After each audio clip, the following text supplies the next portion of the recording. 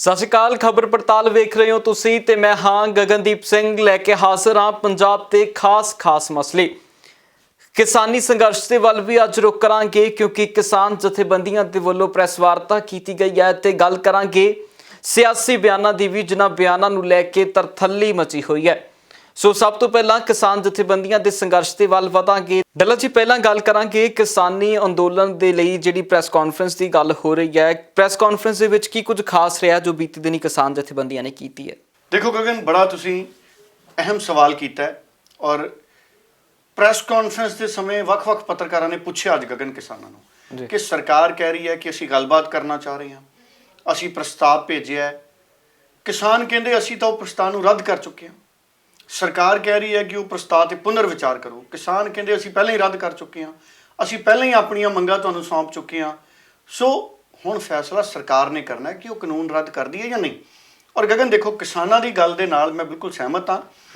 ਕਿਸਾਨਾਂ ਨੇ ਕਿੰਨੀਆਂ ਮੀਟਿੰਗਾਂ ਕਰ ਲਈਆਂ, ਲੇਕਿਨ ਕੇਂਦਰ ਦੇ ਉਹਨਾਂ ਮੰਤਰੀਆਂ ਵੱਲੋਂ ਹਰ ਵਾਰ ਗੋਲ-ਮੋਲ ਜਵਾਬ ਆਇਆ ਕਿ ਅਸੀਂ ਕਿਸਾਨਾਂ ਨੂੰ ਸਮਝਾ ਰਹੇ ਹਾਂ, ਅਸੀਂ ਤੁਹਾਨੂੰ ਸਮਝਾਵਾਂਗੇ। ਕਿਸਾਨ ਤਾਂ ਉਹ ਗੱਲ ਨੂੰ ਸਮਝੀ ਬੈਠੇ ਨੇ ਕਿ ਇਹਨਾਂ ਕਾਨੂੰਨਾਂ ਦਾ ਨੁਕਸਾਨ ਕੀ ਹੈ, ਇਹ ਕਾਨੂੰਨ ਜ਼ਮੀਨ ਤੇ ਕਿਵੇਂ ਕਿਸਾਨ ਦੇ ਵਿਰੋਧੀ ਨੇ। ਹੁਣ ਕੇਂਦਰ ਸੰਸ਼ੋਧਨ ਕਰਨ ਨੂੰ ਤਿਆਰ ਹੈ। ਅਗਰ ਇੰਨੇ ਸੰਸ਼ੋਧਨ ਕਰਨੇ ਨੇ, ਇਹਦਾ ਮਤਲਬ ਹੈ ਕਾਨੂੰਨ 'ਚ ਖਾਮੀਆਂ ਨੇ। ਸੋ ਤੁਸੀਂ ਕਾਨੂੰਨ ਨਵੇਂ ਸਿਰੇ ਤੋਂ ਬਣਾ ਲਓ। ਚਾਹੀਦਾ ਤਾਂ ਇਹੀ ਹੈ। ਹੁਣ ਕੇਂਦਰੀ ਮੰਤਰੀ ਪ੍ਰਕਾਸ਼ ਜਾਵੜੇਕਰ ਦਾ ਬਿਆਨ ਆਇਆ ਅੱਜ, ਆ ਮੇਰੇ ਕੋਲੇ ਪਿਆ। ਉਹ ਕਹਿੰਦੇ ਕਾਨੂੰਨ ਨੂੰ ਖਤਮ ਕਰਨਾ ਕੋਈ ਵਿਕਲਪ ਨਹੀਂ, ਗੱਲਬਾਤ ਲਈ ਸਰਕਾਰ ਤਿਆਰ। ਤੁਸੀਂ ਦੱਸੋ, ਹੁਣ ਕਹਿੰਦੀ ਸਰਕਾਰ ਅਸੀਂ ਗੱਲਬਾਤ ਲਈ ਤਿਆਰ ਹਾਂ, ਗੱਲਬਾਤ ਕਰੋ। 90 ਦਿਨ 'ਚ ਅੰਦੋਲਨ ਪਾਰ ਕਰ ਗਿਆ, ਅੱਜ 21ਵਾਂ ਦਿਨ ਤਾਂ ਦਿੱਲੀ 'ਚ ਸ਼ੁਰੂ ਹੋ ਗਿਆ ਜੀ। 2 ਮਹੀਨੇ ਪੰਜਾਬ 'ਚ ਸਾਡੇ ਕਿਸਾਨ ਰੇਲ ਗੱਡੀ ਦੀਆਂ ਪਟੜੀਆਂ ਤੇ ਪਏ ਰਹੇ, ਥਾਂ ਤੇ ਸ਼ਾਂਤੀਪੂਰਵਕ ਪ੍ਰਦਰਸ਼ਨ ਕਰਦੇ ਰਹੇ।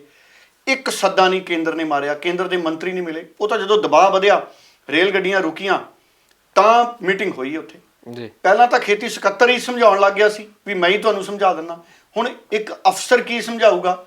ਜਿਹੜੇ ਕਿਸਾਨ ਨੇ ਆਪਣੀ ਅੱਧੀ ਜ਼ਿੰਦਗੀ ਝੋਨੇ ਵਾਲੇ ਖੇਤ 'ਚ ਕੱਢਤੀ, ਉਹਨੂੰ ਖੇਤੀ ਸਕੱਤਰ ਕੀ ਸਮਝਾਊਗਾ ਜੀ। ਸੋ ਇਸ ਕਰਕੇ ਇਹ ਬਹੁਤ ਜ਼ਰੂਰੀ ਹੈ ਕਿ ਇਹਨਾਂ ਕਾਨੂੰਨਾਂ ਨੂੰ ਰੱਦ ਕਰਕੇ ਨਵੇਂ ਸਿਰੇ ਤੋਂ ਕਾਨੂੰਨ ਬਣਾਏ ਜਾਣ। ਦੇਖੋ, ਮੈਂ ਕੋਈ ਬਹੁਤ ਅਜਿਹੇ ਹਾਲਾਤ ਨਹੀਂ ਸੀ ਕਿ ਮਾਰੋ ਮਾਰ ਖੇਤੀ ਸੈਕਟਰ 'ਚ ਹੋ ਗਈ ਜਿਹੜੇ ਸਰਕਾਰ ਨੂੰ ਆਰਡੀਨੈਂਸ ਲਿਆਉਣੇ ਪਏ। ਆਰਡੀਨੈਂਸ ਉਦੋਂ ਲਿਆਏ ਜਾਂਦੇ ਨੇ ਜਦੋਂ ਮਜਬੂਰੀ ਹੋਵੇ, ਹੋਰ ਕੋਈ ਵਿਕਲਪ ਨਹੀਂ ਜੀ। ਆਰਡੀਨੈਂਸ ਨਹੀਂ ਸੀ ਲਿਆਏ ਜਾਣੇ ਚਾਹੀਦੇ। ਮੁਕੰਮਲ ਦੇਸ਼ 'ਚ ਬਹਿਸ ਹੁੰਦੀ, ਚਰਚਾ ਹੁੰਦੀ।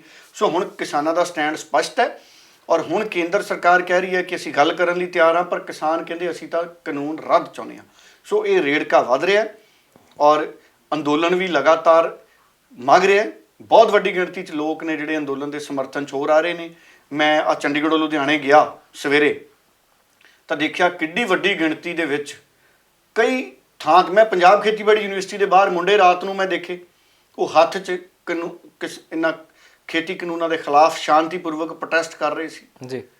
ਹਾਂਜੀ, ਹੱਥ 'ਚ ਉਹਨਾਂ ਨੇ ਪੋਸਟਰ ਫੜੇ ਹੋਏ ਸੀ। ਭਾਵ ਕਿ ਜਨ ਸਮਰਥਨ, ਲੋਕਾਂ ਦਾ ਸਮਰਥਨ ਆ ਗਿਆ। ਆ ਮੰਤਰੀ ਕਹੀ ਜਾਂਦੇ ਕਾਨੂੰਨ ਬੜਾ ਵਧੀਆ। ਆ ਦੇਖੋ, ਮੈਂ ਅੱਜ ਕਈ ਅਖਬਾਰਾਂ 'ਚ, ਸੋਸ਼ਲ ਵੈਬਸਾਈਟਾਂ 'ਤੇ ਖਬਰ ਲੱਗੀ ਹੈ। ਇੱਕ ਉੱਤਰ ਪ੍ਰਦੇਸ਼ ਦੇ ਵਿੱਚ ਇੱਕ ਇਲਾਕਾ ਹੈ, ਜ਼ਿਲ੍ਹਾ ਉੱਥੇ ਮੁਕਤਪੁਰ ਦਾ, ਉੱਥੋਂ ਦਾ ਇੱਕ ਕਿਸਾਨ ਹੈ ਓਮ ਪ੍ਰਕਾਸ਼ ਯਾਦਵ ਜੀ। ਤੇ ਇਹ ਹੋਰ ਵੀ ਮੈਂ ਨੇੜੇ ਤੇੜੇ ਤੁਹਾਨੂੰ ਦੱਸ ਦਿੰਦਾ, ਬੜੀ ਮਸ਼ਹੂਰ ਜੀ ਥਾਂ ਹੈ ਇਹ। ਮੁਕਤਪੁਰ ਹੈ ਉੱਤਰ ਪ੍ਰਦੇਸ਼ ਦਾ। ਉਹ ਗੋਭੀ ਬੀਜੀ ਕਿਸਾਨ ਨੇ ਜੀ। ਹਾਂਜੀ, ਲੰਮਾ ਚੰਗਾ ਪੈਸਾ ਉਹਨੇ ਗੋਭੀ ਬੀਜਣ ਤੇ ਖਰਚ ਕਰਤਾ। ਫਿਰ ਗੋਭੀ ਕਟਾਈ ਜਾਂਦੀ ਆ, ਉੱਥੇ ਕਟਾਈ ਵਾਲੇ ਪੈਸੇ ਲੈਂਦੇ ਨੇ, ਜਿਵੇਂ ਆਪਣੇ ਯੂਪੀ ਵਾਲੇ ਭਰਾ ਲੈਂਦੇ ਨੇ ਝੋਨਾ ਕੱਟਣ ਦੇ ਜਾਂ ਝੋਨਾ ਲਾਉਣ ਦੇ ਜਾਂ ਕਣਕ ਵੱਢਣ ਦੇ ਜਾਂ ਕਣਕ ਲਾਉਣ ਦੇ। ਐਂ ਉੱਤਰ ਪ੍ਰਦੇਸ਼ 'ਚ ਵੀ ਜਿਹੜੇ ਮਜ਼ਦੂਰ ਗੋਭੀ ਬੀਜੀ, ਫਿਰ ਜਿਨ੍ਹਾਂ ਤੋਂ ਗੋਭੀ ਤੜਾਈ ਮਤਲਬ ਜੀ, ਗੋਭੀ ਤਾਂ ਹੱਥਾਂ ਨਾਲ ਹੀ ਤੋੜਦੇ ਨਾ, ਉਹਦੇ ਲਈ ਕਿਹੜਾ ਮਸ਼ੀਨ ਬਣੀ ਆ ਜੀ। ਕਣਕ ਤਾਂ ਆਪਣੀ, ਚਲੋ ਝੋਨਾ ਕਣਕ ਤਾਂ ਅੱਜ ਕੱਲ੍ਹ ਕੰਬਾਈਨਾਂ ਆ ਗਈਆਂ।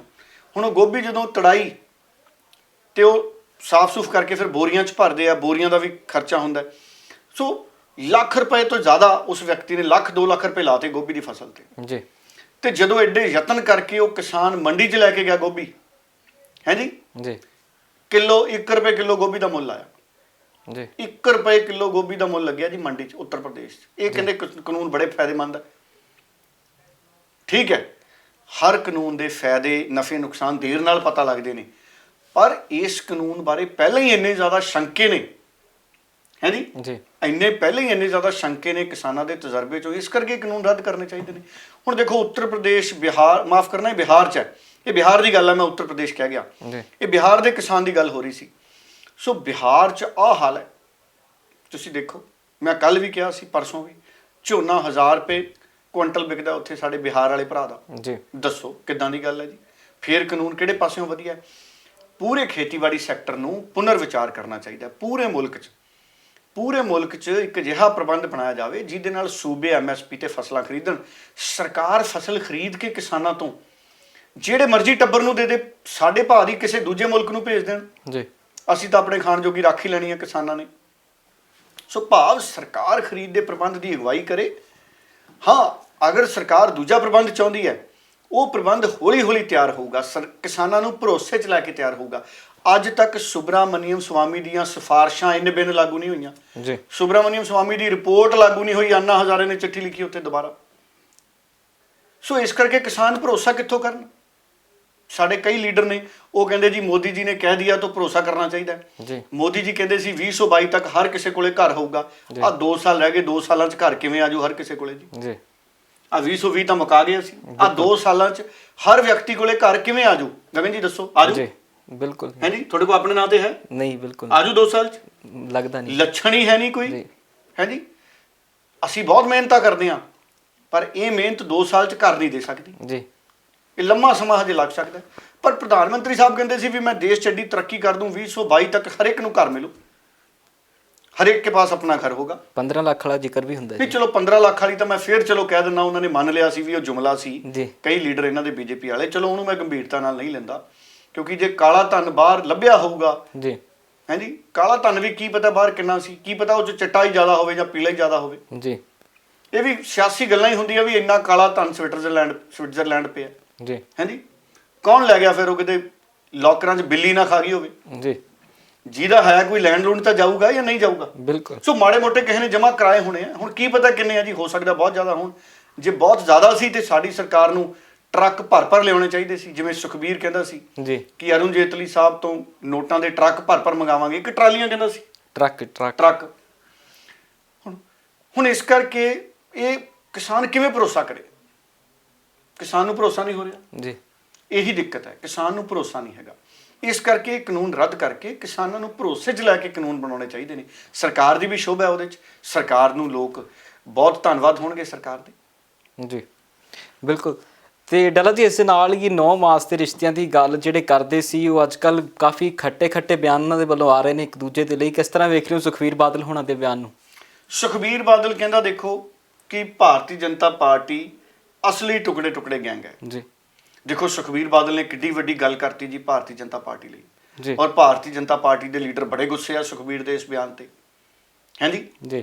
ਸੋ ਬੀਜੇਪੀ ਵਾਲੇ ਜਦੋਂ ਕਿਸੇ ਤੋਂ ਨਾਰਾਜ਼ ਹੁੰਦੇ ਨੇ ਗਗਨ ਜੀ, ਤੁਹਾਨੂੰ ਪਤਾ ਹੀ ਆ ਸਿਆਸੀ ਤੌਰ ਤੇ ਫਿਰ ਕਿਹੋ ਜਿਹਾ ਮਾਹੌਲ ਬਣਦਾ। ਪਰ ਦੂਜੇ ਪਾਸੇ ਸੁਖਬੀਰ ਨੇ ਜਿਹੜਾ ਇਹ ਬਿਆਨ ਦਿੱਤਾ ਹੈ ਕਿ ਭਾਰਤੀ ਜਨਤਾ ਪਾਰਟੀ ਅਸਲੀ ਟੁਕੜੇ ਗੈਂਗ ਹੈ, ਇਹ ਅਕਾਲੀ ਦਲ ਤੇ ਵੀ ਸਵਾਲ ਖੜੇ ਕਰਦੀ ਹੈ। ਜੇ ਭਾਜਪਾ ਅਸਲੀ ਟੁਕੜੇ ਗੈਂਗ ਹੈ ਤਾਂ ਕੀ ਸੁਖਬੀਰ ਬਾਦਲ ਇੰਨੇ ਸਮੇਂ, ਅਕਾਲੀ ਦਲ ਇੰਨਾ ਸਮਾਂ ਟੁਕੜੇ ਗੈਂਗ ਦਾ ਹਿੱਸਾ ਰਿਹਾ? ਜੀ।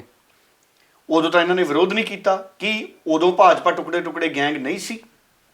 ਜਾਂ ਭਾਜਪਾ ਉਦੋਂ ਹੀ ਟੁਕੜੇ ਗੈਂਗ ਬਣੀ ਹੈ ਜਦੋਂ ਸੁਖਬੀਰ ਬਾਦਲ ਨੇ ਛੱਡਤਾ ਗਠਬੰਧਨ, ਤੋੜਤਾ? ਇਹ ਦੇਖੋ ਇਹ ਖੋਜ ਦੇ ਵਿਸ਼ੇ ਨੇ, ਕੋਈ ਮਾਹਰਾਂ ਦੀ ਟੀਮ ਇਹਦੇ ਲਈ, ਕੋਈ ਕਮੇਟੀ ਉੱਚ ਪੱਧਰੀ ਬਣਨੀ ਚਾਹੀਦੀ ਹੈ ਵੀ ਭਾਜਪਾ ਸੁਖਬੀਰ ਦੇ ਮੁਤਾਬਕ ਟੁਕੜੇ ਗੈਂਗ ਹੈ। ਇਹ ਜਾਂਚ ਹੋਣੀ ਚਾਹੀਦੀ ਹੈ ਵੀ ਕੀ ਜਦੋਂ ਸੁਖਬੀਰ ਨਾਲ ਸੀ ਉਦੋਂ ਵੀ ਭਾਜਪਾ ਅਜਿਹੀ ਸੀ, ਜਾਂ ਜਦੋਂ ਦੀ ਅਕਾਲੀ ਦਲ ਨੇ ਭਾਜਪਾ ਛੱਡਤੀ, ਗਠਬੰਧਨ ਟੁੱਟ ਗਿਆ, ਉਸ ਤੋਂ ਬਾਅਦ ਭਾਜਪਾ ਟੁਕੜੇ ਗੈਂਗ ਬਣ ਗਈ? ਜਾਂਚ 'ਚ ਦੇਖੋ ਕਿੰਨਾ ਲੰਮਾ ਸਮਾਂ ਇਹਨਾਂ ਦਾ 20-23 ਸਾਲ ਦਾ ਗਠਬੰਧਨ ਰਿਹਾ। ਸੋ ਸੁਖਬੀਰ ਬਾਦਲ ਨੇ ਐਡਾ ਵੱਡਾ ਸਵਾਲ ਤਾਂ ਚੱਕਤਾ ਭਾਜਪਾ ਤੇ। ਗਗਨ ਜੀ, ਇਹ ਤੁਸੀਂ ਲਿਖ ਲਓ ਅੱਜ ਪੈਨ ਨਾਲ, ਹੈ ਜੀ। ਇਹਦੇ ਵੱਡੇ ਸਿਆਸੀ ਨਤੀਜੇ ਨਜ਼ਰ ਆਉਣਗੇ। ਜੇ ਸੁਖਬੀਰ ਦਾ ਇਹ ਬਿਆਨ ਸਿਆਸੀ ਖੇਡ ਹੈ ਤਾਂ ਭਾਜਪਾ ਵਾਲੇ ਵੀ ਸਿਆਸੀ ਖੇਡ ਖੇਡਣਗੇ, ਕਿਉਂਕਿ ਇਹੀ ਸਿਆਸਤ ਹੈ। ਅਸੀਂ ਪਿੰਡਾਂ 'ਚ ਇੱਕ ਦੂਜੇ ਨਾਲ ਕਬੱਡੀ ਖੇਡ ਲੈਂਦੇ ਹਾਂ। ਸੋ ਇਸ ਕਰਕੇ ਇਹ ਬਿਆਨ ਨੇ ਜਿਹੜੇ, ਦੇਖੋ ਆਪਾਂ ਨੂੰ ਤਾਂ ਕੋਈ ਫਰਕ ਨਹੀਂ ਪੈਂਦਾ ਜੇ ਸੁਖਬੀਰ ਨੇ ਬੀਜੇਪੀ ਨੂੰ ਕਹਿਤਾ, ਬੀਜੇਪੀ ਵਾਲੇ ਵੀ ਕਈਆਂ ਨੂੰ ਕਹਿੰਦੇ ਜੀ, ਹੈ ਜੀ। ਬੀਜੇਪੀ ਵਾਲੇ ਵੀ ਬਹੁਤ ਸਾਰੇ ਲੀਡਰਾਂ ਨੂੰ ਕਹਿੰਦੇ ਆ, ਹੋਰ ਪਾਰਟੀਆਂ ਨੂੰ ਕਹਿੰਦੇ ਆ ਵੀ ਇਹ ਟੁਕੜੇ ਗੈਂਗ ਹੈ ਜੀ। ਆ ਯੂਨੀਵਰਸਿਟੀ ਵਾਲੇ ਮੁੰਡਿਆਂ ਨੂੰ ਵੀ ਕਹਿੰਦੇ। ਠੀਕ ਹੈ, ਕੋਈ ਇੱਕ ਅੱਧਾ ਵਿਅਕਤੀ, 2 ਵਿਅਕਤੀ, 4 ਵਿਅਕਤੀ, 10, 15, 20 ਵਿਅਕਤੀ ਮਾੜੇ ਹੋ ਸਕਦੇ ਨੇ, ਉਹਨਾਂ ਦੀ ਸੋਚ ਮਾੜੀ ਹੋ ਸਕਦੀ ਹੈ, ਉਹਨਾਂ ਨੂੰ ਕਾਨੂੰਨ ਮੁਤਾਬਕ ਸਜ਼ਾ ਦਿਓ ਜੀ। ਹੁਣ ਸੁਖਬੀਰ ਨੇ ਤਾਂ ਪੂਰੀ ਭਾਜਪਾ ਨੂੰ ਕਹਿਤਾ ਟੁਕੜੇ ਗੈਂਗ। ਮੈਨੂੰ ਸਮਝ ਨਹੀਂ ਆਉਂਦਾ ਹੁਣ ਕੀ ਬਣੂਗਾ ਅੱਗੇ ਸਿਆਸੀ ਤੌਰ ਤੇ, ਹੈ ਜੀ। ਜੇ ਤਾਂ ਜਾਂ ਤਾਂ ਦੇਖੋ ਦੋ ਹੀ ਗੱਲਾਂ ਨੇ ਨਾ, ਜਾਂ ਤਾਂ ਭਾਜਪਾ ਵਾਲੇ ਨਕਾਰਨਗੇ, ਜੇ ਭਾਜਪਾ ਵਾਲੇ ਨਕਾਰਨਗੇ ਕਿ ਅਸੀਂ ਟੁਕੜੇ ਟੁਕੜੇ ਗੈਂਗ ਨਹੀਂ ਆ ਜੀ ਤਾਂ ਫਿਰ ਇਹਦੇ ਸਿਆਸੀ ਨਤੀਜੇ ਮੈਨੂੰ ਲੱਗਦਾ ਨਜ਼ਰ ਆਉਣਗੇ ਆਉਂਦੇ ਸਮੇਂ 'ਚ।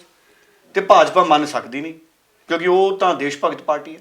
ਬਿਲਕੁਲ ਦੇਖੋ ਬੀਜੇਪੀ ਦੇਸ਼ ਭਗਤ ਪਾਰਟੀ ਹੈ, ਮੈਂ ਵੀ ਮੰਨਦਾ, ਇਹ ਸਾਰੇ ਮੰਨਦੇ ਆ, ਜੀ ਪਰ ਦੂਜੇ ਗੱਦਾਰ ਨੇ ਇਹ ਨਹੀਂ ਮੈਂ ਮੰਨਦਾ। ਜੀ ਸੋ ਜੇ ਭਾਜਪਾ ਦੇਸ਼ ਭਗਤ ਪਾਰਟੀ ਹੈ, ਬਾਕੀ ਪਾਰਟੀਆਂ ਵੀ ਦੇਸ਼ ਭਗਤ ਨੇ, ਬਾਕੀ ਪਾਰਟੀਆਂ ਗੱਦਾਰ ਨਹੀਂ। ਇੱਕ ਅੱਧਾ ਵਿਅਕਤੀ ਕੋਈ ਮੁਲਕ 'ਚ, ਇੱਕ ਅੱਧਾ ਨਹੀਂ ਸੈਂਕੜੇ ਮੁਲਕ 'ਚ ਵਿਅਕਤੀ ਨਿੱਜੀ ਤੌਰ ਤੇ ਦੇਸ਼ ਦਰੋਹੀ ਜਾਂ ਗੱਦਾਰ ਹੋ ਸਕਦੇ ਨੇ, ਪਰ ਸਮੂਹਿਕ ਤੌਰ ਤੇ ਆਪਾਂ ਸਾਰਿਆਂ ਨੂੰ ਕਹਿ ਨਹੀਂ ਸਕਦੇ ਜਦ ਤੱਕ ਦੋਸ਼ ਸਾਬਤ ਨਹੀਂ ਹੋ ਜਾਂਦੇ। ਜੀ ਕਿਸੇ ਇੱਕ ਵਿਅਕਤੀ ਨੂੰ ਵੀ ਆਪਾਂ ਉਨੀ ਦੇਰ ਤੱਕ ਗੱਦਾਰ ਨਹੀਂ ਕਹਿ ਸਕਦੇ ਜਿੰਨੀ ਦੇਰ ਤੱਕ ਉਹਦੇ ਉੱਪਰ ਗੱਦਾਰੀ ਦਾ ਦੋਸ਼ ਸਾਬਤ ਨਹੀਂ ਹੋ ਜਾਂਦਾ। ਜੀ ਪਰ ਸਾਡੇ ਰਿਵਾਜ ਆ, ਕਹੀ ਜਾਂਦੇ ਆ, ਦੇਖੋ ਸੁਖਬੀਰ ਨੇ ਬੀਜੇਪੀ ਨੂੰ ਟੁਕੜੇ ਟੁਕੜੇ ਗੈਂਗ ਕਹਿਤਾ। ਜੀ ਹੁਣ ਇੰਤਜ਼ਾਰ ਕਰਦੇ ਆ ਕਿ ਹੁਣ ਕੀ ਰਿਐਕਸ਼ਨ ਆਉਂਦਾ ਹੈ ਗਗਨ ਜੀ। ਜੀ ਮੈਂ ਤਾਂ ਆਪ ਬੜਾ ਹੈਰਾਨ ਆ ਕਿ ਸੁਖਬੀਰ ਬਾਦਲ ਨੇ ਐਡਾ ਵੱਡਾ ਬਿਆਨ ਦਿੱਤਾ, ਇਹਦੇ ਪਿੱਛੇ ਸੁਖਬੀਰ ਬਾਦਲ ਕੋਲੇ ਕੋਈ ਸਬੂਤ ਹੈ ਜਾਂ ਨਹੀਂ ਹੈ। ਬਿਲਕੁਲ ਹੈ ਜੀ, ਬਾਕੀ ਹੁਣ ਦੇਖਦੇ ਆ ਕੀ ਬਣਦਾ ਜੀ। ਜੀ ਤੇ ਡੱਲਾ ਜੀ ਉਧਰ ਦੂਜੇ ਪਾਸੇ ਪੰਜਾਬ ਦੇ ਸੰਸਥਾ ਦੇ ਵੱਲ ਚੱਲੀਏ ਤਾਂ ਤਕਰੀਬਨ ਪਿਛਲੇ 10 ਦਿਨਾਂ ਤੋਂ ਉਹ ਵੀ ਧਰਨਾ ਪ੍ਰਦਰਸ਼ਨ ਜਿਹੜਾ ਜੰਤਰ ਮੰਤਰ ਦੇ ਉੱਤੇ ਪਾਰਲੀਮੈਂਟ ਦੇ ਸੈਸ਼ਨ ਨੂੰ ਬੁਲਾਉਣ ਦੇ ਲਈ ਕਰ ਰਹੇ ਸੀ, ਪਰ ਕੇਂਦਰ ਸਰਕਾਰ ਨੇ ਤਾਂ ਮੈਨੂੰ ਲੱਗਦਾ ਉਹਨਾਂ ਨੂੰ ਹੋਰ ਲੰਬਾ ਸਮਾਂ ਉੱਥੇ ਬਿਠਾਉਣ ਦੀ ਗੱਲ ਕਰਤੀ, ਕਿਉਂਕਿ ਸਰਦ ਰੁੱਤ ਸੈਸ਼ਨ ਹੀ ਰੱਦ ਕਰਤਾ ਉਹਨਾਂ ਨੇ। ਦੇਖੋ ਜਿੱਥੋਂ ਤੱਕ ਰਹੀ ਪੰਜਾਬ ਦੇ ਮੈਂਬਰ ਪਾਰਲੀਮੈਂਟਾਂ ਦੀ ਗੱਲ, ਮੈਨੂੰ ਇਹ ਲੱਗਦਾ ਕਿ ਉਹਨਾਂ ਨੂੰ ਇਹ ਅੰਦੋਲਨ ਪਹਿਲਾਂ ਕਰਨਾ ਚਾਹੀਦਾ ਸੀ ਕਿਸਾਨਾਂ ਦੇ ਅੰਦੋਲਨ ਤੋਂ। ਹੁਣ ਤਾਂ ਕਿਸਾਨਾਂ ਨੇ ਅੰਦੋਲਨ ਕਰਤਾ, ਕਿਸਾਨਾਂ ਦੇ ਨਾਲ ਤਾਂ ਪੂਰਾ ਦੇਸ਼ ਖੜਾ ਹੈ, ਤੇ ਜੇ ਐਮਪੀ ਵੀ ਧਰਨੇ ਮਾਰੀ ਜਾਂਦੇ ਨੇ ਤੇ ਇਹ ਸਧਾਰਨ ਗੱਲ ਹੈ ਗਗਨ ਜੀ, ਇਹ ਕੋਈ ਬਹੁਤ ਵੱਡੀ ਕੁਰਬਾਨੀ ਵਾਲੀ ਗੱਲ ਨਹੀਂ ਕਰ ਰਹੇ ਹੋ ਜੀ। ਅਰਵਿੰਦ ਕੇਜਰੀਵਾਲ ਨੇ ਵੀ ਜਿਹੜਾ ਵਰਤ ਰੱਖਿਆ ਹੈ, ਇਹ ਕੋਈ ਬਹੁਤ ਵੱਡੀ ਕੁਰਬਾਨੀ ਨਹੀਂ ਕੀਤੀ। ਪਹਿਲਾਂ ਨੋਟੀਫਿਕੇਸ਼ਨ ਕਰਕੇ ਕਾਨੂੰਨ ਵੀ ਤਾਂ ਲਾਗੂ ਕਰਤੇ ਨਾ ਜੀ। ਕੇਜਰੀਵਾਲ ਨੂੰ ਸਮਝ ਹੀ ਲੇਟ ਆਈ ਹੈ ਵੀ ਇਹ ਕਿਸਾਨਾਂ ਦਾ ਅੰਦੋਲਨ ਕਿੰਨਾ ਵੱਡਾ ਸੀ, ਤਾਂ ਹੁਣ ਕੇਜਰੀਵਾਲ ਨਾਲ ਆਇਆ, ਵਰਤ ਰੱਖ ਰਿਹਾ ਜੀ। ਹਾਲਾਂਕਿ ਮੈਂ ਕੱਲ ਵੀ ਕਿਹਾ ਸੀ, ਹਮੇਸ਼ਾ ਮੈਂ ਅਰਵਿੰਦ ਕੇਜਰੀਵਾਲ ਦੀ ਚੰਗੀ ਸਿਹਤ ਦੀ ਪ੍ਰਾਰਥਨਾ ਕਰਦਾ, ਕਿਉਂਕਿ ਸ਼ੂਗਰ ਆ ਕੇਜਰੀਵਾਲ ਨੂੰ, ਕਈ ਵਾਰੀ ਵਰਤ ਦੇ ਦੌਰਾਨ ਸ਼ੂਗਰ ਘੱਟ ਵੱਧ ਜਾਂਦੀ ਹੈ, ਉਹ ਖਤਰਾ ਵੀ ਹੋ ਜਾਂਦਾ ਜੀ। ਸੋ ਪਰ ਹੁਣ ਕੇਜਰੀਵਾਲ ਦੀ ਮੈਂ ਪ੍ਰੈਸ ਕਾਨਫਰੰਸ ਵੀ ਸੁਣੀ ਅੱਜ, ਉਹ ਕਹਿੰਦੇ ਉੱਤਰ ਪ੍ਰਦੇਸ਼ ਦੀਆਂ ਚੋਣਾਂ ਵੀ ਆਮ ਆਦਮੀ ਪਾਰਟੀ ਲੜੂਗੀ। ਜੀ ਸੋ ਪਹਿਲਾਂ ਆਮ ਆਦਮੀ ਪਾਰਟੀ ਦਿੱਲੀ 'ਚ ਧਿਆਨ ਕੇਂਦਰਿਤ ਕਰੇ, ਕਾਨੂੰਨ ਰੱਦ ਕਰੇ, ਪੰਜਾਬ ਵਾਲੇ ਜਿਹੜੇ ਪਾਸੇ ਆਪਣਾ ਕੰਮ ਲੋਟ ਕਰੇ, ਫਿਰ ਉੱਤਰ ਪ੍ਰਦੇਸ਼ 'ਚ ਜਾਵੇ। ਇਹ ਮੇਰੀ ਸਲਾਹ ਹੈ ਉਹਨਾਂ ਨੂੰ। ਬਾਕੀ ਉਹ ਖੁਦ ਮੁਖਤਿਆਰ ਨੇ, ਅਰਵਿੰਦ ਕੇਜਰੀਵਾਲ ਖੁਦ ਫੈਸਲਾ ਲੈ ਸਕਦੇ ਨੇ ਕਿ ਯੂਪੀ 'ਚ ਉਹਨਾਂ ਨੇ ਚੋਣਾਂ ਲੜਨੀਆਂ ਨੇ ਜਾਂ ਨਹੀਂ ਲੜਨੀਆਂ। ਪਰ ਇੱਕ ਇੱਕ ਕਰਕੇ ਇੱਕ ਇੱਕ ਸੂਬੇ 'ਚ ਜੇ ਆਮ ਆਦਮੀ ਪਾਰਟੀ ਇਨਸਾਫ ਕਰਕੇ ਇੱਕ ਇੱਕ ਸੂਬੇ 'ਚ ਅੱਗੇ ਵਧੇ ਤੇ ਉਹ ਜ਼ਿਆਦਾ ਚੰਗੀ ਗੱਲ ਹੈ। ਬਾਕੀ ਉਹਨਾਂ ਦੀ ਆਪਣੀ ਪਾਰਟੀ ਦਾ ਮਾਮਲਾ ਹੈ, ਉਹ ਭਾਵੇਂ ਸਾਰੇ ਮੁਲਕ 'ਚ ਚੋਣਾਂ ਲੜ ਪੈਣ, ਜਿਵੇਂ ਸ਼ੁਰੂ 'ਚ ਉਹਨਾਂ ਨੇ ਬਹੁਤ ਹਿੱਸਿਆਂ 'ਚ ਲੜੀਆਂ ਸੀ ਤੇ ਜ਼ਮਾਨਤਾਂ ਬਹੁਤ ਜ਼ਬਤ ਹੋਈਆਂ ਉਹਨਾਂ ਦੀਆਂ। ਪਰ ਜਿਹੜੀ ਤੁਸੀਂ ਐਮਪੀਆਂ ਦੀ ਗੱਲ ਕੀਤੀ ਹੈ, ਦੇਖੋ ਐਮਪੀ ਭਾਵੇਂ ਦਿਨੇ ਧਰਨਾ ਮਾਰਨ ਭਾਵੇਂ ਰਾਤ ਨੂੰ ਮਾਰਨ, ਮੈਂ ਇੱਕੋ ਗੱਲ ਕਹਿਣਾ, ਕਿਸਾਨਾਂ ਨੂੰ ਭਰੋਸਾ ਤਾਂ ਹੋਊਗਾ ਵੀ ਇਹ ਸਾਡੇ ਹੱਕ 'ਚ ਨੇ ਐਮਪੀ, ਅਸਤੀਫਾ ਦੇ ਕੇ ਕਿਸਾਨਾਂ ਨਾਲ ਬੈਠਣ ਜੀ, ਜੰਤਰ ਮੰਤਰ ਤੇ ਅਲੱਗ ਕਿਉਂ ਬੈਠੇ ਨੇ, ਅਸਤੀਫਾ ਦੇਣੇ ਕਿਸਾਨ ਬਣ ਜਾਣਗੇ ਜੀ। ਮੈਂਬਰ ਪਾਰਲੀਮੈਂਟ ਅਗਰ ਕਿਸਾਨਾਂ ਦੇ ਅੰਦੋਲਨ 'ਚ ਐਡਾ ਉਹਨਾਂ ਨੂੰ ਦੁੱਖ ਹੈ ਜੀ, ਕਿਸਾਨਾਂ ਦੇ ਇਸ ਅੰਦੋਲਨ ਦਾ ਸਾਥ ਦੇਣਾ ਚਾਹੁੰਦੇ ਨੇ, ਜਾਂ ਤਾਂ ਪਹਿਲਾਂ ਅੰਦੋਲਨ ਕਰਦੇ, ਲਗਾਤਾਰ ਭੁੱਖ ਹੜਤਾਲ ਪਹਿਲਾਂ ਕਰਦੇ ਨਾ ਜੀ, ਜਾਂ ਹੁਣ ਉੱਥੋਂ ਅਸਤੀਫਾ ਦੇ ਕੇ ਕਿਸਾਨਾਂ ਜਾ ਕੇ ਬਹਿ ਜਾਣ, ਕਿਸਾਨਾਂ ਨੇ ਦੁਬਾਰਾ ਐਮਪੀ ਬਣਾ ਦੇਣੇ, ਫਿਰ ਚੋਣਾਂ ਹੋ ਜਾਣੀਆਂ 6-7 ਮਹੀਨਿਆਂ ਬਾਅਦ। ਅਗਰ ਉਹ ਜਿਗਰਾ ਰੱਖਣ ਅਸਤੀਫਾ ਦੇਣ ਦਾ ਮੈਂਬਰ ਪਾਰਲੀਮੈਂਟ ਤੋਂ, ਜੇ ਮੈਂ ਹੁੰਦਾ ਮੈਂ ਪਹਿਲੇ ਦਿਨ ਹੀ ਅਸਤੀਫਾ ਦੇ ਦੇਣਾ ਸੀ ਵੀ ਮੈਂ ਕਿਸਾਨਾਂ ਦੇ ਨਾਲ ਬੈਠੂੰਗਾ ਰਾਤ ਪਹਿਲੀ ਜੀ, ਵੀ ਮੈਂ ਨਹੀਂ ਜਾਂਦਾ ਪਾਰਲੀਮੈਂਟ 'ਚ ਜਦ ਤੱਕ ਕਾਨੂੰਨ ਨਹੀਂ ਰੱਦ ਹੁੰਦੇ, ਕਿਉਂਕਿ ਪਾਰਲੀਮੈਂਟ 'ਚ ਪਹਿਲਾਂ ਕਾਨੂੰਨ ਰੱਦ ਹੋਣੇ ਸੀ ਜੀ। ਸੋ ਇਸ ਕਰਕੇ ਮੈਂਬਰ ਪਾਰਲੀਮੈਂਟ ਹੁਣ ਚਲੋ ਇਹਨਾਂ ਦੀ ਆਪਣੀ ਸ਼ਰਧਾ ਜੋ ਕਰ ਰਹੇ ਨੇ, ਪਰ ਇਹਦਾ ਕੋਈ ਬਹੁਤ ਜ਼ਿਆਦਾ ਸਿਆਸੀ ਪ੍ਰਭਾਵ ਨਹੀਂ ਪੈਣਾ। ਉਹਨਾਂ ਨੇ ਤਾਂ ਕਹਿ ਹੀ ਦਿੱਤਾ ਕਿ ਅਸੀਂ ਪਾਰਲੀਮੈਂਟ ਦਾ ਸੈਸ਼ਨ ਨਹੀਂ ਬੁਲਾਉਣਾ ਸਰਦ ਰੁੱਤ ਦਾ, ਕਹਿੰਦੇ ਬਜਟ ਸੈਸ਼ਨ ਹੀ ਬੁਲਾਵਾਂਗੇ। ਹੁਣ ਤੁਸੀਂ ਦੇਖੋ, ਕਹਿੰਦੇ ਕੋਵਿਡ ਦੀ ਚਿੰਤਾ ਹੈ, ਬਿਹਾਰ 'ਚ ਨਹੀਂ ਸੀ, ਉੱਥੇ ਚੋਣਾਂ ਕਰਾਤੀਆਂ, ਉੱਥੇ ਬੰਦਾ ਰੈਲੀਆਂ 'ਚ ਇੱਕ ਤੋਂ ਬਾਅਦ ਇੱਕ ਨਾਲ ਮੋਢਾ ਜੋੜ ਕੇ ਖੜਦਾ ਸੀ ਜੀ। ਇੱਥੇ ਮੈਂਬਰ ਪਾਰਲੀਮੈਂਟਾਂ ਨੇ ਤਾਂ ਦੂਰ ਦੂਰ ਬਹਿਣਾ ਹੈ, ਨਾਲੇ ਵਿੱਚ ਸ਼ੀਸ਼ਿਆਂ ਦਾ ਪ੍ਰਬੰਧ ਕੀਤਾ ਹੋਇਆ, ਐਡਾ ਖਰਚਾ ਪਾਰਲੀਮੈਂਟ ਤੇ ਹੋਇਆ ਜੀ। ਹੁਣ ਤਾਂ ਨਵੀਂ ਵੀ ਬਣਾ ਰਹੇ ਪਾਰਲੀਮੈਂਟ, ਕਹਿੰਦੇ ਬਿਲਕੁਲ ਹੈ ਜੀ। ਦੇਖੋ ਆ ਨਵੀਂ ਪਾਰਲੀਮੈਂਟ ਹੈ ਜਿਹੜੀ, ਚਲੋ ਇਹ ਹੁਣ ਸਰਕਾਰ ਕੋਲੇ ਪੈਸੇ ਹੈਗੇ ਨੇ, ਚੰਗਾ ਹੁੰਦਾ ਇੱਕੋ ਪਾਰਲੀਮੈਂਟ ਸੀ ਉਹਨੂੰ ਚਲਾਈ ਜਾਂਦੇ ਜੀ, ਹੈ ਜੀ ਜੀ। ਉਹ ਪਾਰਲੀਮੈਂਟ ਠੀਕ ਸੀ, ਹਜੇ ਦੇਖਣ ਨੂੰ ਠੀਕ ਲੱਗਦੀ ਹੈ, ਮੈਂ ਗਿਆ ਵੀ ਆ ਪਾਰਲੀਮੈਂਟ 'ਚ। ਨਵੇਂ ਪਾਰਲੀਮੈਂਟ ਦੇ ਪੈਸੇ ਕਿਤੇ ਹੋਰ ਹਜੇ ਵਿਕਾਸ ਦੇ ਕੰਮਾਂ ਤੇ ਲਾਏ ਜਾ ਸਕਦੇ ਸੀ ਲੋਕਾਂ ਦੇ। ਪੈਟਰੋਲ ਦਾ ਮੁੱਲ ਦੇਖ ਲਓ, ਮੈਂ ਕੱਲ ਪਰਸੋਂ ਆ ਚੰਡੀਗੜ੍ਹੋਂ ਮੈਂ ਸਵੇਰੇ ਦੇਖ ਲਓ, ਫਿਰ ਆ ਪੈਟਰੋਲ 85 ਰੁਪਏ ਨੂੰ ਹੋ ਗਿਆ ਜੀ ਜੀ। ਖਰੜ ਲੁਧਿਆਣਾ ਰੋਡ ਤੇ 85 ਰੁਪਏ ਨੂੰ ਪੈਟਰੋਲ, 85 ਰੁਪਏ ਲੀਟਰ ਜੀ। ਜੇ ਮਨਮੋਹਨ ਸਿੰਘ ਦੇ ਰਾਜ 'ਚ ਇੰਨਾ ਹੋਇਆ ਹੁੰਦਾ ਤੇ ਸੜਕਾਂ ਜਾਮ ਕਰ ਦੇਣੀਆਂ ਸੀ ਬੀਜੇਪੀ ਵਾਲਿਆਂ ਨੇ ਜੀ। ਆ 85 ਤੇ ਆ ਗਿਆ ਜੀ ਪੈਟਰੋਲ। ਆ ਡੀਜ਼ਲ ਵੀ ਮੈਨੂੰ ਲੱਗਦਾ 70-75 ਟੱਪ ਗਿਆ ਹੋਣਾ ਬਿਲਕੁਲ ਐਲਪੀਜੀ ਦਾ ਰੇਟ ਵੀ ਵਧਣ ਦੀਆਂ ਗੱਲਾਂ ਹੋ ਰਹੀਆਂ ਨੇ ਸੋ ਇਸ ਕਰਕੇ ਪਾਰਲੀਮੈਂਟ ਕੀ ਲੋੜ ਸੀ? ਪਾਰਲੀਮੈਂਟ ਆਪਣੇ ਕੋਲੇ ਹੈਗੀ ਐ, ਇੰਨੀ ਸੋਹਣੀ ਸੁਨੱਖੀ ਪਾਰਲੀਮੈਂਟ ਹੈ ਜੀ। ਉਹਨੂੰ ਵਰਤੋਂ ਚੱਜ ਨਾਲ। ਬਿਲਕੁਲ ਉਸਾਰੂ ਪਾਸੇ ਧਿਆਨ ਦੇਣ ਦੀ ਲੋੜ ਹੈ ਗਗਨ ਜੀ। ਜੀ। ਤੇ ਡੱਲਾ ਜੀ ਇੱਧਰ ਇੱਕ ਪਾਸੇ ਕਿਸਾਨ ਆਪਣੇ ਗੱਲ ਦੇ ਉੱਤੇ ਅੜੇ ਹੋਏ ਨੇ ਤੇ ਉੱਧਰ ਅੱਜ ਪ੍ਰਧਾਨ ਮੰਤਰੀ ਨਰਿੰਦਰ ਮੋਦੀ ਹੋਣਾ ਦਾ ਬੀਤੇ ਦਿਨੀ ਬਿਆਨ ਆਇਆ, ਉਹ ਕਹਿੰਦੇ ਕਿ ਸਾਡੇ ਸਾਰੇ ਕਾਨੂੰਨ ਠੀਕ ਨੇ, ਕਿਸਾਨਾਂ ਨੂੰ ਗੁੰਮਰਾਹ ਕੀਤਾ ਜਾ ਰਿਹਾ। ਫਿਰ ਉਹੀ ਜੋ ਬਿਆਨ ਲਗਾਤਾਰ ਭਾਜਪਾ ਸ਼ੁਰੂ ਤੋਂ ਵਰਤਦੀ ਆ ਰਹੀ ਹੈ ਉਹੀ ਫਿਰ ਉਹਨਾਂ ਨੇ ਵਰਤੇ ਨੇ। ਦੇਖੋ ਇੱਕ ਪਾਸੇ ਪ੍ਰਧਾਨ ਮੰਤਰੀ ਸਾਹਿਬ ਕਹਿ ਰਹੇ ਨੇ ਕਾਨੂੰਨ ਬਿਲਕੁਲ ਸਹੀ ਨੇ, ਠੀਕ ਹੈ ਜੀ। ਦੂਜੇ ਪਾਸੇ ਕੇਂਦਰੀ ਮੰਤਰੀ ਕਹਿ ਰਹੇ ਨੇ ਵੀ ਕਿਸਾਨ ਸਾਡੇ ਨਾਲ ਗੱਲਬਾਤ ਕਰਨ, ਗੱਲਬਾਤ ਨਾਲ ਰਸਤਾ ਨਿਕਲੂਗਾ ਜੀ। ਅਸਲ 'ਚ ਭਾਰਤੀ ਜਨਤਾ ਪਾਰਟੀ ਦਾ ਕੋਈ ਵੀ ਮੰਤਰੀ, ਕੋਈ ਵੀ ਐਮਪੀ ਨਰਿੰਦਰ ਮੋਦੀ ਉਹਨਾਂ ਦੀ ਗੱਲ ਨੂੰ ਕੱਟ ਨਹੀਂ ਸਕਦਾ। ਉਹ ਪ੍ਰਧਾਨ ਮੰਤਰੀ ਨੇ ਜੀ। ਪ੍ਰਧਾਨ ਮੰਤਰੀ ਤੋਂ ਇਲਾਵਾ ਉਹ ਇੱਕ ਵੱਡੇ ਲੀਡਰ ਨੇ ਇਹਨਾਂ ਚੋਂ ਜੀ। ਇਸ ਕਰਕੇ ਜਦ ਤੱਕ ਨਰਿੰਦਰ ਮੋਦੀ ਤੇ ਕਿਸਾਨਾਂ ਦੀ ਮੀਟਿੰਗ ਨਹੀਂ ਹੁੰਦੀ, ਆਪਸ 'ਚ ਨਰਿੰਦਰ ਮੋਦੀ ਤੇ ਕਿਸਾਨਾਂ ਦਾ ਰਾਬਤਾ ਨਹੀਂ ਹੁੰਦਾ, ਮੈਨੂੰ ਬਹੁਤ ਘੱਟ ਚਾਂਸ ਲੱਗਦੇ ਨੇ ਕਿ ਇਹ ਮਸਲਾ ਕਿਸੇ ਤਰ੍ਹਾਂ ਨਿਬੜੇ ਜੀ। ਬਾਕੀ ਇਹ ਰੱਬ ਜਾਣਦਾ, ਕੁਦਰਤ ਜਾਣਦੀ ਹੈ ਇਹ ਅੰਦੋਲਨ ਕਿਵੇਂ ਖਤਮ ਹੋਣਾ ਹੈ, ਕਿਵੇਂ ਇਸ ਅੰਦੋਲਨ ਦਾ ਅੰਤ ਹੋਣਾ ਹੈ, ਇਹ ਕੁਦਰਤ ਜਾਂ ਰੱਬ ਜਾਣਦੀ ਹੈ। ਮੈਨੂੰ ਇਹ ਲੱਗਦਾ ਹੈ ਕਿ ਭਾਰਤੀ ਜਨਤਾ ਪਾਰਟੀ ਦੇ ਲੀਡਰ ਇਹ ਮੰਨੀ ਬੈਠੇ ਨੇ ਕਿ ਅਸੀਂ ਕਾਨੂੰਨ ਰੱਦ ਨਹੀਂ ਕਰਨੇ, ਕਿਸਾਨ ਇਹ ਮੰਨੀ ਬੈਠੇ ਨੇ ਅਸੀਂ ਕਾਨੂੰਨ ਰੱਦ ਹੋਏ ਬਿਨਾਂ ਘਰ ਨਹੀਂ ਜਾਣਾ। ਸੋ ਇਹ ਹੁਣ ਕੁਦਰਤੀ ਮੈਨੂੰ ਲੱਗਦਾ ਕੋਈ ਫੈਸਲਾ ਕਰੂਗੀ। ਕੀ ਫੈਸਲਾ ਕਰਦੀ ਹੈ ਕੁਦਰਤ? ਕੀ ਦੋਨਾਂ ਧਿਰਾਂ ਨੂੰ ਕੋਈ ਅਜਿਹੀ ਤਾਕਤ ਦੇ ਦਿੰਦੀ ਹੈ ਕਿ ਦੋਨੇ ਧਿਰਾਂ ਹੀ ਕਹਿਣ ਵੀ ਚਲੋ ਆਪਾਂ ਬਹਿ ਕੇ ਮਸਲਾ ਨਿਬੇੜ ਲਈਏ ਜੀ। ਸੋ ਇਹੀ ਆਸ ਕਰਾਂਗੇ ਕਿ ਕੁਦਰਤ ਦੋਹਾਂ ਧਿਰਾਂ ਨੂੰ ਉਸ ਮੰਚ ਤੇ ਲਿਆਵੇ ਜਿੱਥੇ ਇਕੱਠੇ ਬਹਿ ਕੇ ਕਾਨੂੰਨਾਂ ਨੂੰ ਰੱਦ ਕਰਕੇ ਨਿਬੇੜ ਲੈਣ ਜਾਂ ਕਾਨੂੰਨਾਂ ਦੇ ਵਿੱਚ ਕੋਈ ਵੱਡੀਆਂ ਸੋਧਾਂ ਕਰਕੇ ਨਿਬੇੜ ਲੈਣ, ਕਿਸੇ ਤਰ੍ਹਾਂ ਨਿਬੇੜ ਲੈਣ। ਇਹ ਮਸਲਾ ਨਿਬੜ ਜਾਣਾ ਚਾਹੀਦਾ ਹੈ, ਕਿਸਾਨੀ ਦੇ ਹਿੱਤ 'ਚ ਮਸਲਾ ਨਿਬੜਨਾ ਚਾਹੀਦਾ ਹੈ। ਸੋ ਸਰਕਾਰ ਅਗਰ ਕਿਸਾਨੀ ਦੇ ਹਿੱਤ 'ਚ ਮਸਲਾ ਨਿਬੇੜ ਦੇ ਤੇ ਜ਼ਿਆਦਾ ਚੰਗੀ ਗੱਲ ਹੈ। ਕਾਨੂੰਨ ਤਾਂ ਨਵੇਂ ਬਣ ਜਾਂਦੇ ਨੇ ਜੀ, ਹਾਂਜੀ ਕਾਨੂੰਨ ਤਾਂ ਨਵੇਂ ਬਣ ਜਾਂਦੇ ਨੇ। ਸਾਈਕਲ ਦੇ ਚੱਕੇ ਨੇ ਜਿੰਨੇ ਮਰਜ਼ੀ ਬਦਲ ਲਓ, ਟਰਾਲੀ ਦਾ ਟਾਇਰ ਹੈ ਕਾਨੂੰਨ ਜਿੰਨੇ ਮਰਜ਼ੀ ਬਦਲ ਲਓ, ਹਾਂਜੀ। ਮੁਲਕ 'ਚ ਸਮੇਂ ਨਾਲ ਦੇਖੋ ਕਿਸੇ ਨੇ ਇਸ ਦੁਨੀਆ ਤੇ ਨਹੀਂ ਰਹਿਣਾ, ਸਰਕਾਰਾਂ ਚਲੀਆਂ ਜਾਣੀਆਂ ਨੇ, ਇਨਸਾਨ ਨੇ ਚਲੇ ਜਾਣਾ ਹੈ। ਜਿੰਨਾ ਅਸੀਂ ਮੁਹੱਬਤ ਨਾਲ ਮਿਲ ਬੈਠ ਕੇ ਆਪਣੀ ਪਾਰਲੀਮੈਂਟ ਨੂੰ, ਆਪਣੇ ਲੋਕਤੰਤਰ ਨੂੰ ਵਧੀਆ ਉਦਾਹਰਨਾਂ ਵਾਲਾ ਬਣਾਵਾਂਗੇ ਤਾਂ ਭਵਿੱਖ ਦੀਆਂ ਜਨਰੇਸ਼ਨਾਂ ਸਾਡੇ ਤੋਂ ਸੇਧ ਲੈਣਗੀਆਂ ਕਿ ਅਗਰ ਕੋਈ ਭਵਿੱਖ 'ਚ ਮਸਲੇ ਵੱਡੇ ਆਉਣਗੇ ਉਹ ਵੀ ਸੋਚਣਗੇ ਵੀ ਅਸੀਂ, ਸਾਡੇ ਬਜ਼ੁਰਗਾਂ ਨੇ ਗੱਲਬਾਤ ਨਾਲ ਨਿਬੇੜੇ ਸੀ, ਅਸੀਂ ਵੀ ਗੱਲਬਾਤ ਨਾਲ ਨਿਬੇੜੀਏ। ਮਸਲੇ ਗੱਲਬਾਤ ਨਾਲ ਹੀ ਨਿਬੜਨੇ ਚਾਹੀਦੇ ਨੇ, ਜ਼ੋਰ ਜ਼ਬਰਦਸਤੀ ਨਾਲ ਮਸਲੇ ਨਹੀਂ ਨਿਬੜਦੇ। ਉਹਦੇ ਨਾਲ ਰੰਜਿਸ਼ਾਂ ਦੇ ਨਾਲ ਲੋਕਤੰਤਰ ਦਾ ਨੁਕਸਾਨ ਹੁੰਦਾ ਹੈ ਜੀ। ਤੇ ਡੱਲਾ ਜੀ ਗੱਲ ਇੱਥੇ ਇਹ ਵੀ ਆ ਨਾ ਕਿ ਭਾਜਪਾ ਦੇ ਲਗਾਤਾਰ ਕੇਂਦਰੀ ਮੰਤਰੀ ਇੱਕ ਜਾਵੜੇਕਰ ਨੇ, ਉਹਨਾਂ ਦਾ ਵੀ ਬਿਆਨ ਆ ਗਿਆ ਕਿ ਕੇਂਦਰ ਦੇ ਜਿਹੜੇ ਕਾਨੂੰਨ ਨੇ ਰੱਦ ਕਰਨ ਦਾ ਕੋਈ ਵਿਕਲਪ ਨਹੀਂ ਹੈ, ਗੱਲਬਾਤ ਹੋ ਸਕਦੀ ਹੈ, ਬੈਠ ਕੇ ਗੱਲਬਾਤ ਕਰੋ। ਨਹੀਂ, ਵਿਕਲਪ ਹੈ ਰੱਦ ਕਰਨ ਦਾ ਕਾਨੂੰਨ। ਵਿਕਲਪ ਇਹ ਆ ਵੀ ਕਾਨੂੰਨ ਰੱਦ ਕਰਕੇ ਕਿਹੜਾ ਮੁੜ ਕੇ ਖੇਤੀ ਦੇ ਕਾਨੂੰਨ ਮੁਲਕ 'ਚ ਖਤਮ ਹੋ ਜਾਣੇ ਆ ਜੀ। ਵਿਕਲਪ ਤਾਂ ਹੁੰਦਾ ਹੈ ਜਿਵੇਂ ਜੇ ਕੋਈ ਬਦਲਣਾ ਹੋਵੇ ਜੀ। ਵਿਕਲਪ ਤਾਂ ਉਸ ਚੀਜ਼ ਦਾ ਨਹੀਂ ਜਿਹਦਾ ਬਦਲ ਨਹੀਂ। ਇਹ ਕਾਨੂੰਨ ਰੱਦ ਕਰੋ, ਪੁਰਾਣੇ ਕਾਨੂੰਨ ਹੈਗੇ ਨੇ ਆਲਰੇਡੀ ਜੀ, ਜਾਂ ਨਵੇਂ ਕਾਨੂੰਨ ਬਣਾ ਲਓ ਕਮੇਟੀ ਬਣਾ ਕੇ। ਸੋ ਅਗਰ ਕਾਨੂੰਨ ਨਵੇਂ ਬਣ ਜਾਣ ਜਾਂ ਵੱਡੀਆਂ ਸੋਧਾਂ ਹੋ ਜਾਣ, ਮੈਨੂੰ ਲੱਗਦਾ ਇਹੀ ਇਸ ਮਸਲੇ ਦਾ ਹੱਲ ਹੈ ਜੀ। ਦੇਸ਼ ਦੇ ਦੂਜੇ ਹਿੱਸਿਆਂ ਲਈ ਕਾਨੂੰਨ ਚੰਗਾ ਹੋ ਸਕਦਾ ਹੈ, ਪਰ ਪੰਜਾਬ ਤੇ ਹਰਿਆਣੇ ਲਈ ਕਾਨੂੰਨ ਦੀ ਹਰ ਧਾਰਾ ਚੰਗੀ ਨਹੀਂ ਹੈ ਜੀ। ਸੋ ਬਿਲਕੁਲ ਉਮੀਦ ਕਰਦੇ ਹਾਂ ਕਿ ਆਉਣ ਵਾਲੇ ਦਿਨਾਂ ਦੇ ਵਿੱਚ ਕੋਈ ਸਾਰਥਕ ਨਤੀਜੇ ਸਾਨੂੰ ਵੀ ਤੁਹਾਨੂੰ ਦੱਸਣ ਦੇ ਲਈ ਮਿਲਣ ਅਤੇ ਅਸੀਂ ਵੀ ਖੁਸ਼ੀ ਦੇ ਨਾਲ ਦੱਸੀਏ ਕਿ ਕਿਸਾਨ ਜਿਹੜੇ ਘਰਾਂ ਨੂੰ ਵਾਪਸ ਪਰਤੇ ਨੇ, ਕਿਉਂਕਿ ਲਗਾਤਾਰ ਸਾਡੇ ਕਿਸਾਨ ਨੇ ਜਿਹੜੇ ਉਸ ਪ੍ਰਦਰਸ਼ਨ ਦੇ ਵਿੱਚੋਂ ਠੰਡ ਦੇ ਵਿੱਚ, ਕਿਉਂਕਿ ਲਗਾਤਾਰ ਦਿੱਲੀ ਦੇ ਵਿੱਚ ਠੰਡ ਵੱਧਦੀ ਜਾ ਰਹੀ, ਗੱਲ ਪੰਜਾਬ ਦੀ ਹੋਵੇ ਦਿੱਲੀ ਦੀ ਹੋਵੇ, ਤਾਂ ਠੰਡ ਆਪਣੇ ਸਿਖਰ ਦੇ ਉੱਤੇ ਹੈ। ਜੇ ਵਿਭਾਗ ਦੀ ਮੰਨੀਏ ਤਾਂ ਉਹਦਾ ਕਹਿਣਾ ਕਿ ਹੁਣ ਤੱਕ ਰਿਕਾਰਡ ਤੋੜ ਚੁੱਕੀ ਹੈ ਠੰਡ, ਤੇ ਆਉਣ ਵਾਲੇ ਦਿਨਾਂ ਦੇ ਵਿੱਚ ਹੋਰ ਵਧੇਗੀ। ਸੋ ਉਮੀਦ ਕਰਦੇ ਹਾਂ ਕਿ ਕੇਂਦਰ ਸਰਕਾਰ ਇਸ ਦੇ ਵੱਲ ਵੀ ਧਿਆਨ ਦੇਵੇ ਤੇ ਜਲਦ ਤੋਂ ਜਲਦ ਸਾਡੇ ਕਿਸਾਨ ਵੀ ਘਰਾਂ ਨੂੰ ਵਾਪਸ ਪਰਤਣ। ਡੱਲਾ ਜੀ ਬਹੁਤ ਬਹੁਤ ਧੰਨਵਾਦ। ਬਹੁਤ ਧੰਨਵਾਦ।